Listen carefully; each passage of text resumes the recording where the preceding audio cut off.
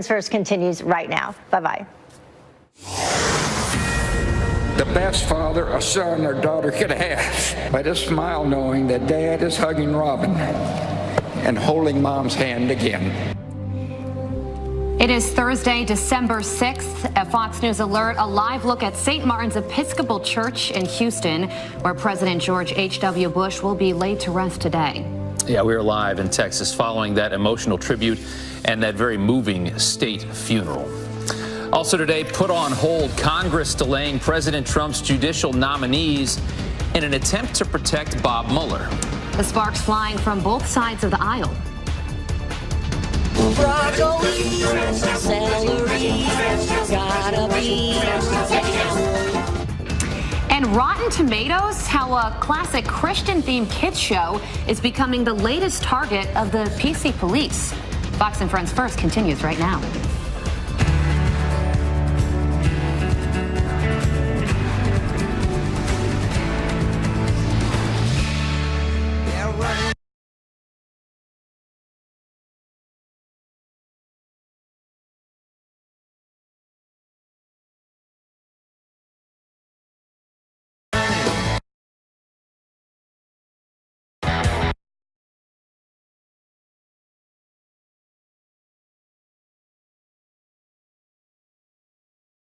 Of course, be missed.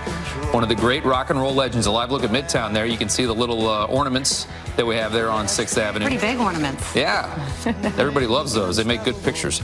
Good morning to you. It's Christmas time here in the city. You're watching Fox and Friends First on this Thursday morning. I'm Rob Schmidt. And I'm Carly Shimkus in for Jillian Mealy. Thanks for starting your day with us. And let's get straight to a live look in Houston, where mourners are paying their respects to President George H.W. Bush at St. Martin's Episcopal Church. That's right. The former president will be laid to rest finally today after an emotional state funeral in Washington on Wednesday. Former President George W. Bush choked up, really in tears, giving his father's eulogy there at the end. Rick Leventhal is live in Houston with the final farewell today to Bush 41. Good morning, Greg. Good morning, Rob and Carly. A pretty remarkable sight here. It's 4 a.m. local time, and the line has not stopped since about 7:45 last night. As people file into the church, you can see the line stretches out to the street there. That's where buses have been dropping these folks off. Some have waited up to 2 hours to get here and get inside this beautiful church, just a few blocks from the Bush family home. They file through, they get to see the former president who's lying in repose, and then they file out the other side and get on buses to go back to a nearby church parking lot. That's the system that's been set up here and will continue until 7 a.m. local time. The funeral service begins at 10 a.m. local, 11 Eastern. It will include performances from the Oak Ridge Boys and Reba McEntire. They will sing, and there will be obviously eulogies from James Baker and also George P. Bush, one of the president's grandsons. Another remarkable day here in Houston. We were at the airfield, Ellington Airfield, yesterday when Bush 41 returned for the final time to Texas soil aboard Air Force One, which was redubbed Special Airlift Mission 41 in honor of the president. His family on board as well for that arrival ceremony there. And there were hundreds of people who gathered there as well to watch the jet taxi in. And then the casket moved into the hearse with an honor guard and a 21-gun salute. And there will be more of that as the president is eulogized here today, and then will be moved from here to College Station, where he'll be laid to rest. Of course, as you mentioned, George W. Bush, the president's son, spoke eloquently yesterday at a funeral service in Washington. Here's how he described his final phone call with his father. When I was told he had minutes to live,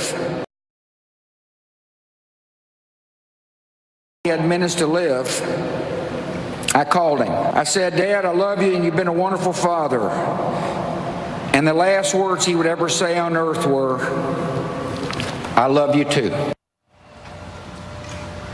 So that funeral service here in Texas will take place later this morning, and then the burial in College Station this afternoon.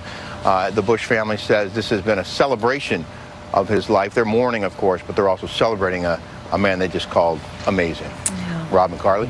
Yeah, when W lost it yesterday, I think everybody watching kind of lost it too. That was a moment. What a beautiful speech that was. Yeah, Rick, thank you so much. It was.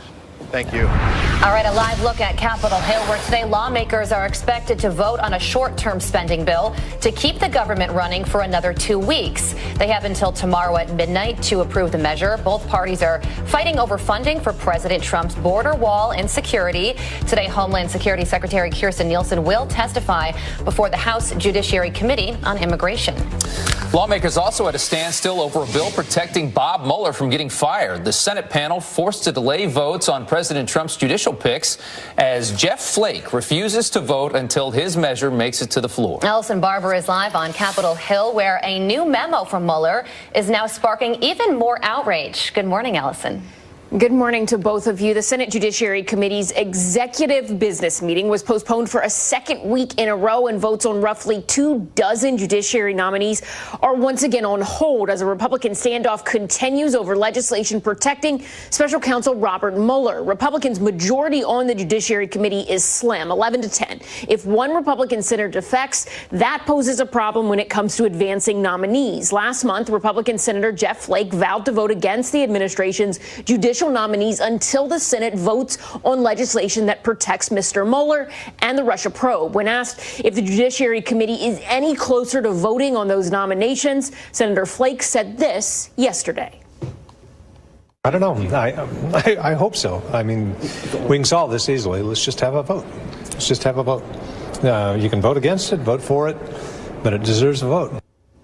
The Mueller protection bill is a bipartisan one, but a recent attempt to get it to the floor was blocked by Republican Senator Mike Lee, who says the legislation is unconstitutional. All of this as a court filing by Special Counsel Mueller gets a whole lot of attention. The filing says President Donald Trump's former national security advisor, Michael Flynn, provided enough information to the Special Counsel's team that he should not spend time in jail. The filing says Flynn substantially cooperated with the Russia investigation. Flynn is, of course, one of 5 Trump associates to plead guilty to charges related to the Special Counsel's investigation. Another one is Paul Manafort. Prosecutors say Manafort violated a plea deal. A judge said that the prosecutors had until December 7th, tomorrow, to submit information related to that. A Manafort memo is expected to be made public today. Rob, Carly. Ellison, thanks so much. A Fox News alert now, and a desperate search underway for 5 Marines after warplanes collided right off the coast of Japan. 2 crew members have been rescued so far. One of them is in stable condition. The condition of that second Marine is unknown. This is a fighter jet and a refueling plane. It looked a lot like this, crashing during a routine training exercise, just like the one you see here. We're going to bring you more information as it comes in, of course. All right, also a pregnant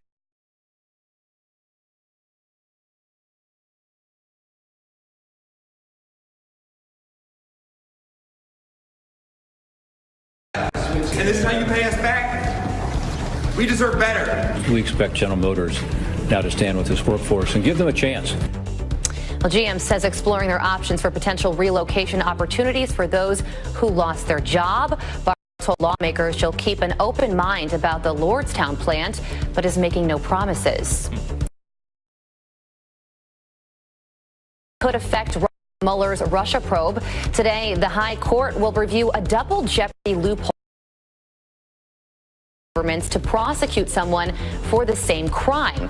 It could impact Paul Manafort, who pleaded guilty to federal charges, but potentially face state charges, even if he's pardoned by President Trump. Wow.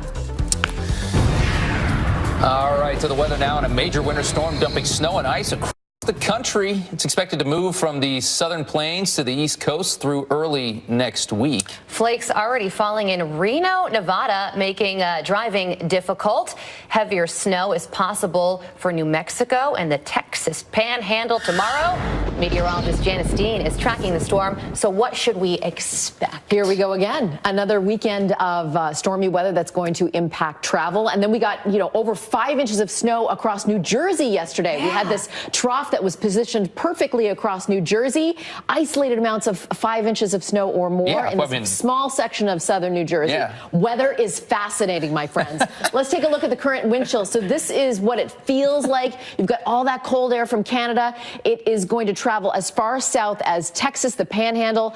They're expecting icy weather starting tomorrow and into the weekend. So let's talk about it. We do have the potential for a little bit of snow flurry activity across the Great Lakes, but this is where we're going to be dealing with some of that energy across portions of California. We've got rain, we've got mountain snow, and that is going to make its way across the southern and central plains over the next 24 to 48 hours, bringing not only rain, but ice and snow, depending on where that cold air is placed, that 32-degree line. But our future radar shows on Saturday, certainly a snow event for parts of Oklahoma, through portions of Missouri, Illinois. We have winter storm watches already posted for the Texas area, Texas Panhandle, up towards Oklahoma, and that's going to stretch eastward. Look at the potential for very heavy rain across portions of the south, and then that icy mix over the central U.S., and we could see 6 to 12 inches of snow. And then look at the mid-Atlantic across the Appalachians, and that's all happening Saturday into Sunday. So travel delays, travel delays, travel delays.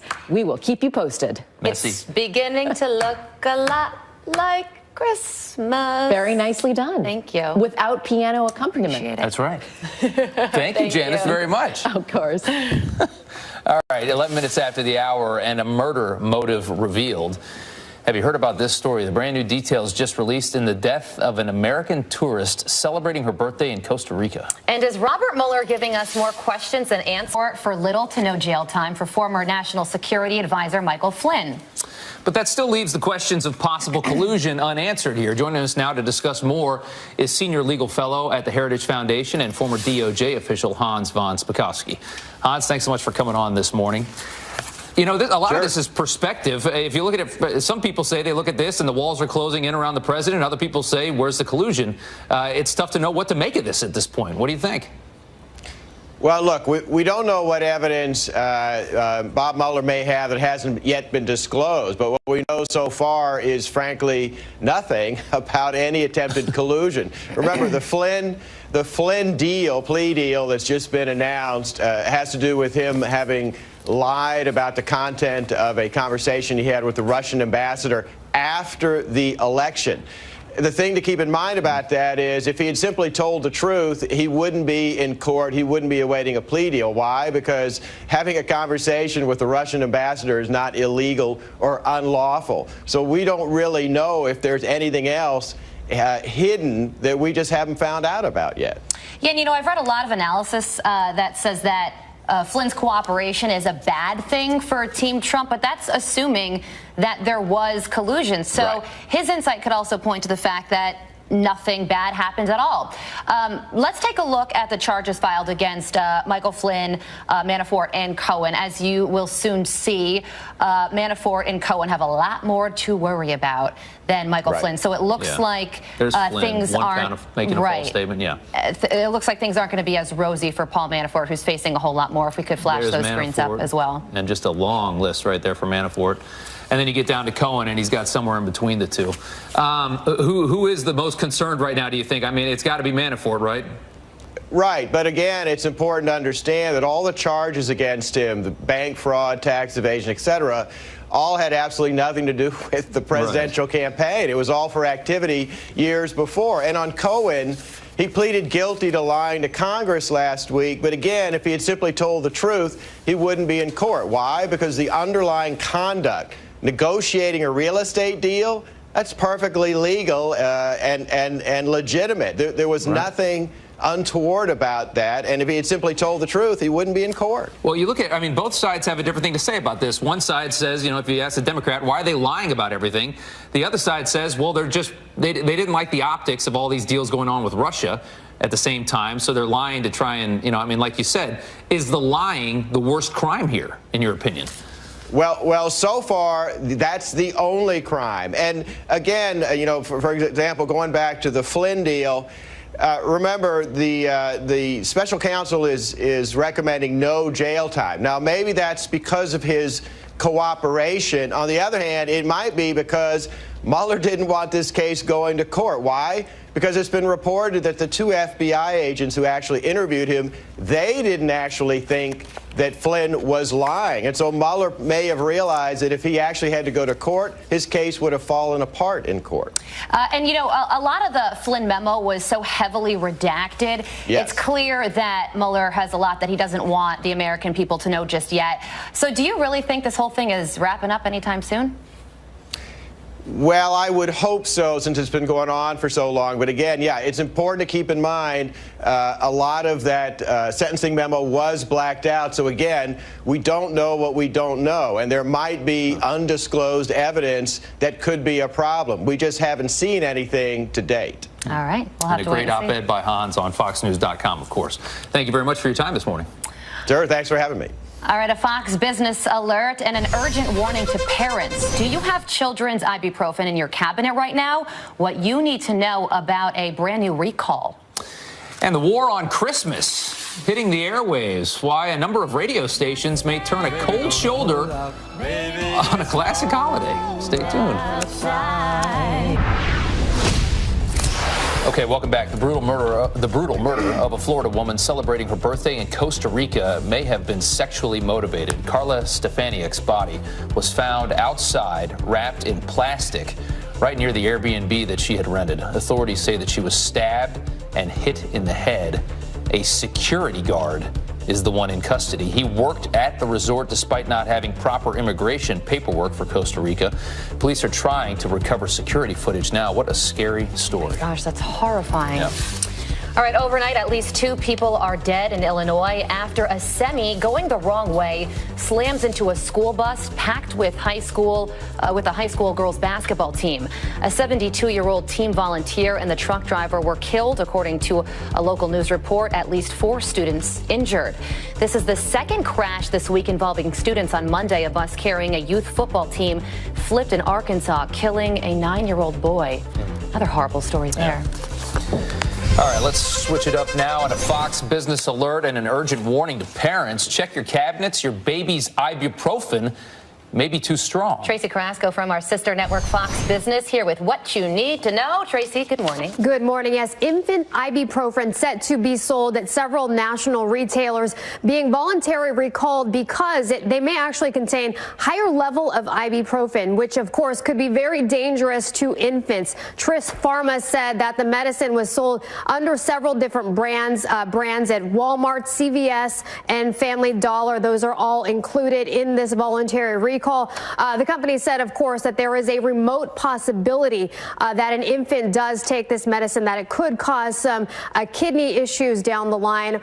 So very dangerous effects there. You might want to check your medicine cabinet immediately if you have any of these brands of ibuprofen. So far, the company has not received any reports of any infants getting sick, which, of course, is good news. All right, and Marriott is in some hot water. They're trying to make good on a passport hack. Yes, so that hack that was exposed last week that affected some 500 million people, Marriott now says that they are going to pay to replace the passports. That's a $110 fee if the person can prove that they were impacted in some way, if maybe their identity was stolen. But you know what's troubling here? This is difficult because this hack dates back all the way to 2014. Wow. So that could be very difficult for some people to prove that they may have been impacted by this if their passport number was stolen in this data breach.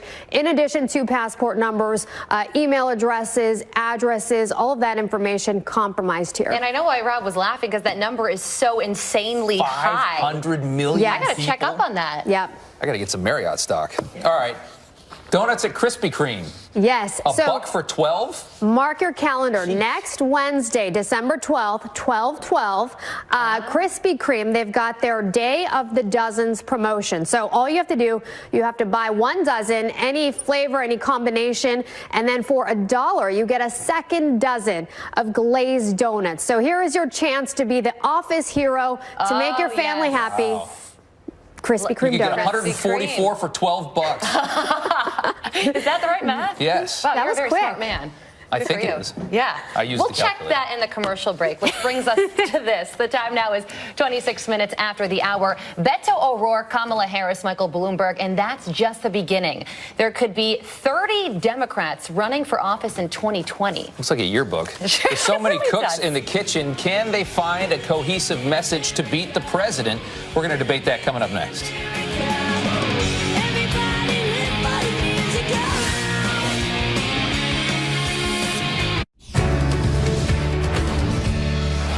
Welcome back. The stock market reopens today after a roller coaster week thus far. Massive gains and losses.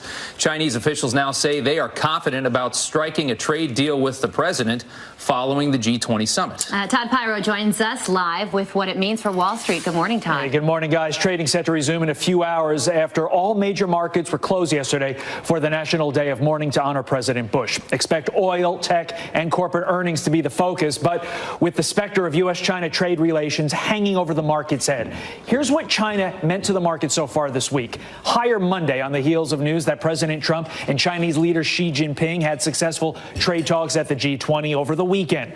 Lower on Tuesday after skepticism on how successful those trade talks really were. President Trump optimistic about the future of U.S.-China trade, tweeting very strong signals being sent by China once they returned home from their long trip, including stops from Argentina. Not to sound naive or anything, but I believe President Xi meant every word of what he said at our long and hopefully historic meeting. All subjects discussed.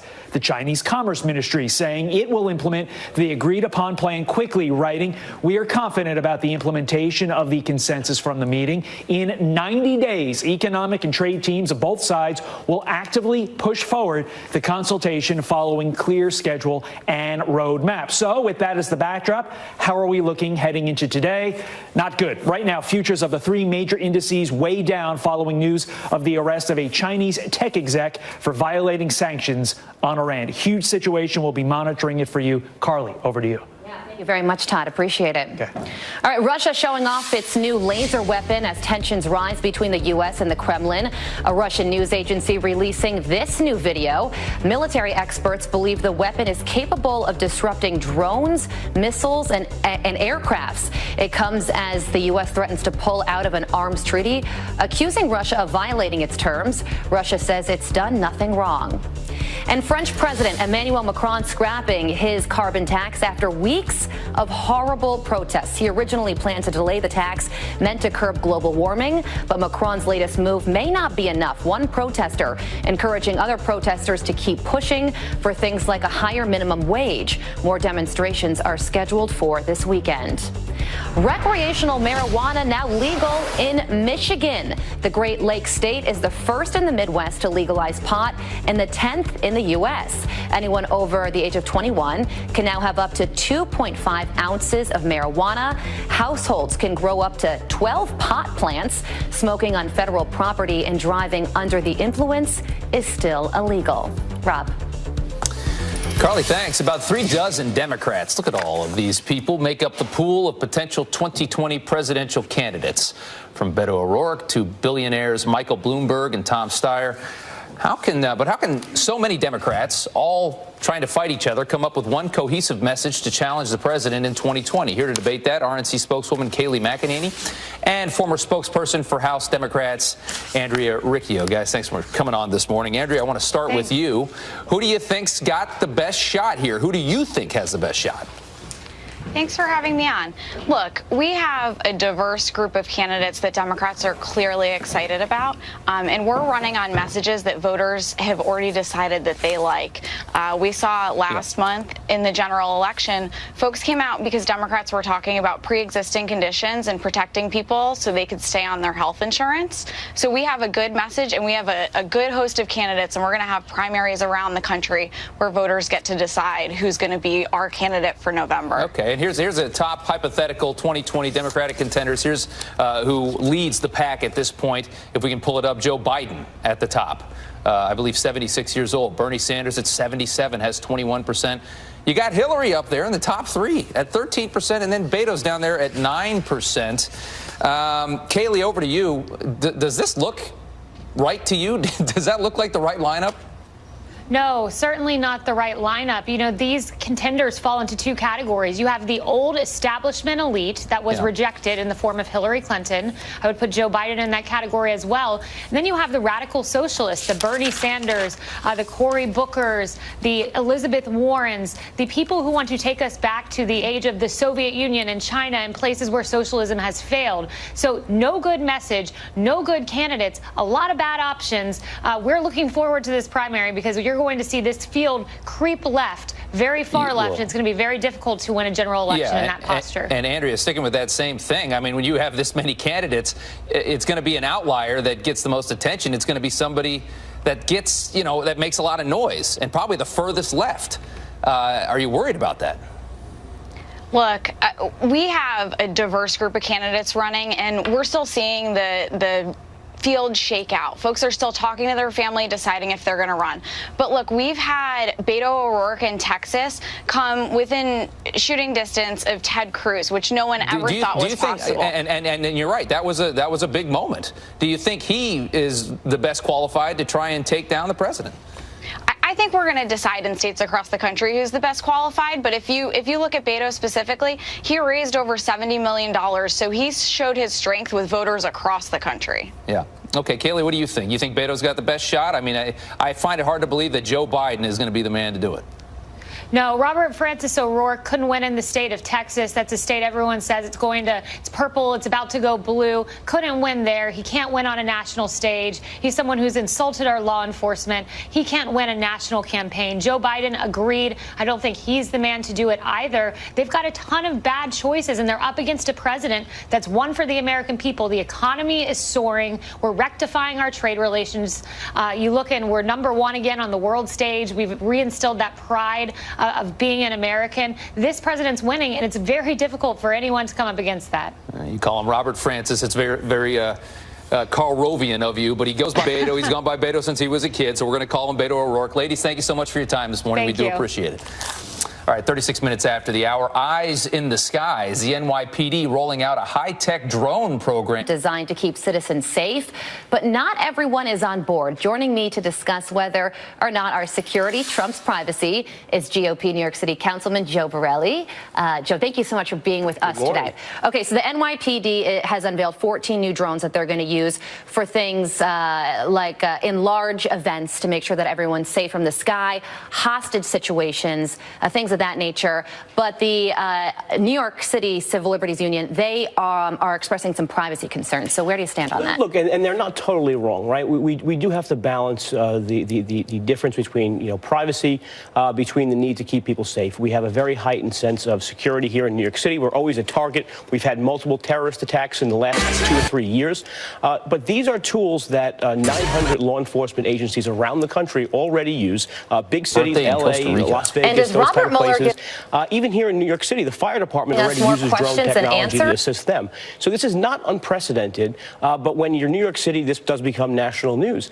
They're being very specific in instances where they can use it, and they're being very specific in instances where they can't. It's never going to be used as a weapon. It's never going to be used as a routine patrol thing. There's not going to be a fleet of Big Brother drones following people around all day.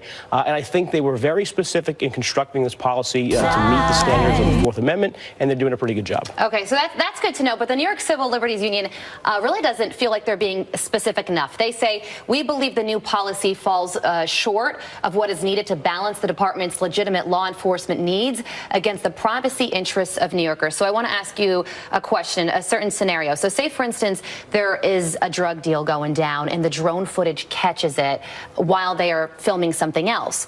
Could the police do anything in that situation? I mean, I think a scenario like that would be highly unlikely. But, you know, the issue with the ACLU and the NYCLU is always what people do with the footage. Their concern is that we have this archival footage of just 24/7 from New York.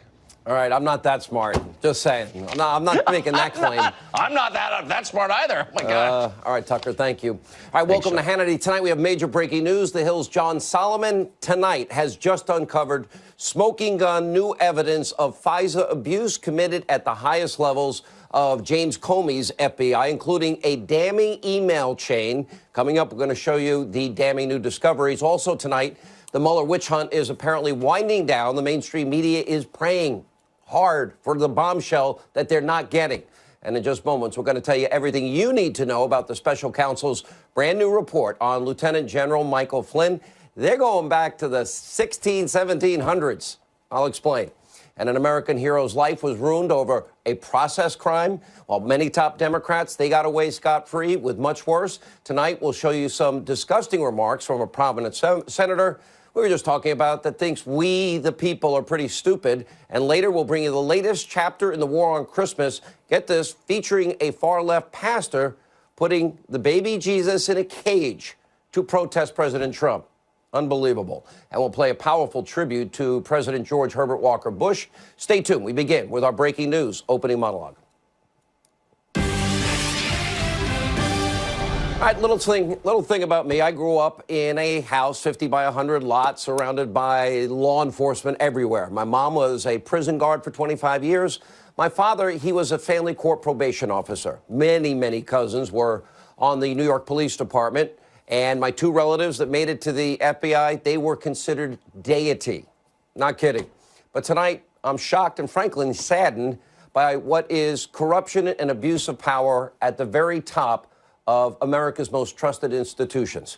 Now, breaking tonight, The Hill's John Solomon has just dropped yet another bombshell on James Comey's FBI. And according to The Hill and his report, newly unearthed emails show that top DOJ FBI officials that they engaged in a willful and organized effort to defraud a FISA court judge prior to the 2016 election. Now, we've talked about this, but we never had these emails. This all surrounds the FISA warrant application and the subsequent renewal applications of Trump campaign associate Carter Page.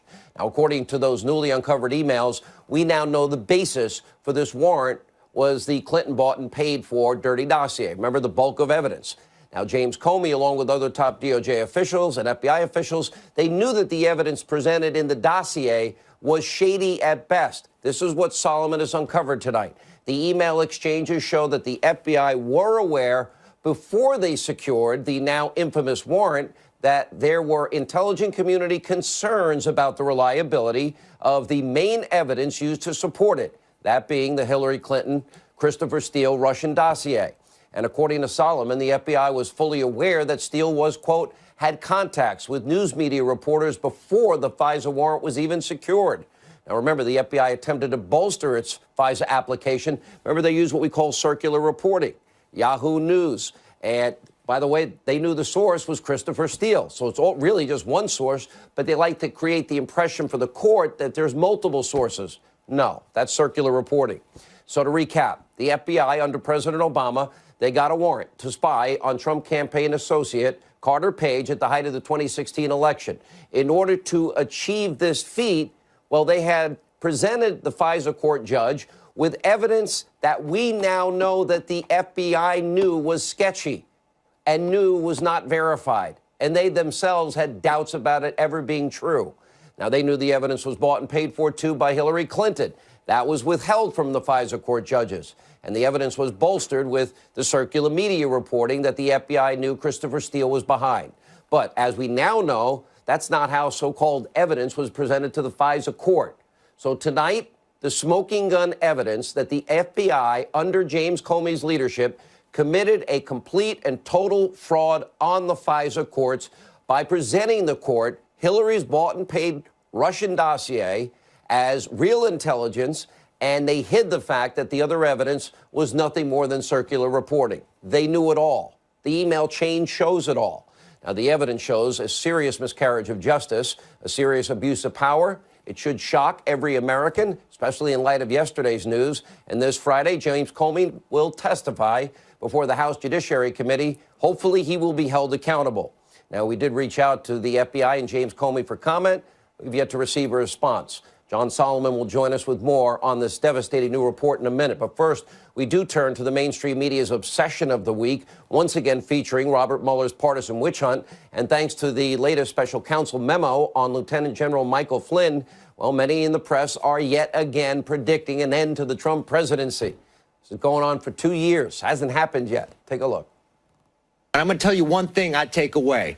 There's about a size 16 shoe going to drop here. My takeaway was that Bob Mueller and his people have a substantial case going here. Anyone who's in Flynn's orbit either before the election, during the transition, and those few weeks that Flynn is the national security advisor is worried. If you're in Trump land tonight and these documents come down, how do you feel? I'm wigging out. The fact that he is saying senior government leaders should be held to the highest standards, I would be a little nervous if I were the people involved in the obstruction of justice investigation, starting, of course, with the President of the United States.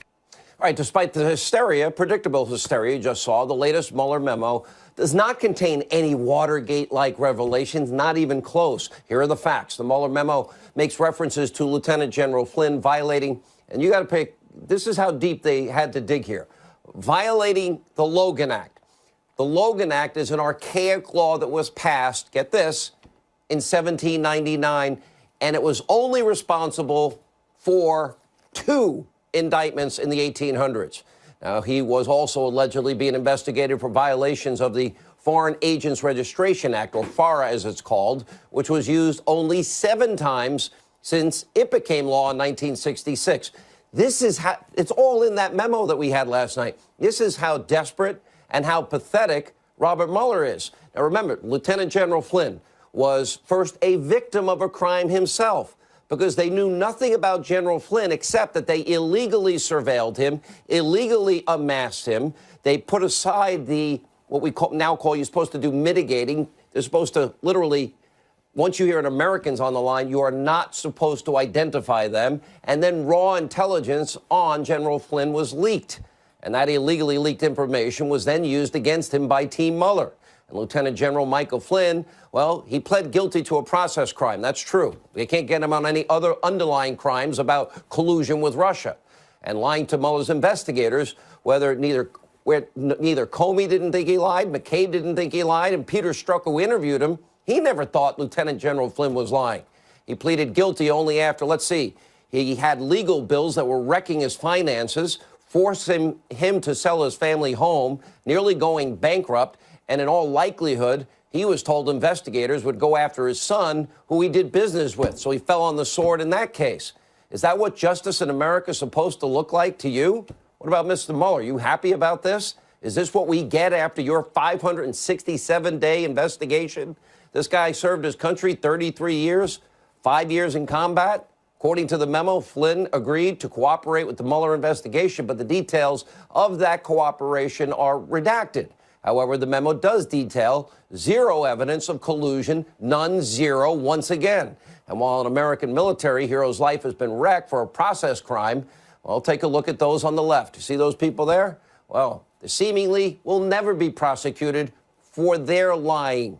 Longtime Clinton aides Cheryl Mills and Huma Abedin. Remember, they lied to the FBI about Hillary Clinton's private email system. DOJ official Bruce Orr or Fusion GPS founder Glenn Simpson likely lied. Why do we know? Because they gave completely contradictory testimony. Then we have Dirty Dossier author Christopher Steele. He was fired from the FBI for lying. That didn't stop him from trying to work with Bruce Orr and feed Special Counsel Mueller more of his phony lies in the course of this investigation. James Clapper lied under oath about the national surveillance program. So too did John Brennan, as he also likely lied under oath about leaking. And we know James Comey lied to Congress about when he wrote the report exonerating Clinton. And Comey's second in command, Andrew McCabe, was fired because of a long pattern of lying. Don't forget Lois Lerner lied to investigators about the IRS scandal. Obama's AG Loretta Lynch lied about talking to anyone on the Clinton campaign about the FBI's Clinton probe. And another Obama AG, Eric Holder, lied under oath on multiple occasions. But rest assured, Robert Mueller can now sleep well at night after taking down a decorated military hero who dedicated his entire adult life to public service. 33 years serving his country, 5 of those years in the field of battle. Great job, Mr. Mueller. I'm sure America is feeling a lot safer tonight now that Lieutenant General Flynn pled guilty to lying to the FBI when the FBI never thought he lied. Now, later this week, by Friday, Mueller is expected to file new memos on Michael Cohen and Paul Manafort, who have also been accused of violating their plea deal. Now, still the only thing in common with Flynn, Manafort, and Cohn is that their cases similarly have absolutely nothing to do with Trump-Russia collusion, period. We're dealing with taxi medallions and loan applications and taxes from back in 2007. And we'll have a lot more later on the show with that. But first, with the details from his breaking news report is The Hill's John Solomon. All right, let's start at the beginning here, because we have talked a lot about these issues, but tonight's news is different because we have now discovered a long email chain. Is that the proper way to characterize it? Yes, that's how it's been described to me. That's correct, Sean. Okay, and, whose names are on, just to get it set up, whose names are on this email chain? Well, I'm told that James Comey is one of them, that there are people from the National Security Division of the Justice Department, and that there are key players that were the obvious people involved in the FBI, though I don't have their names, working at various points on the Russia investigation. So it's a large group of people trying to get ready to get this FISA warrant submitted to the court. And there are 2 or 3 very important revelations. One is that James Comey's involved in discussions. 2, there is mention in these emails that the intelligence community, possibly the NSA or another agency, had concerns about the quality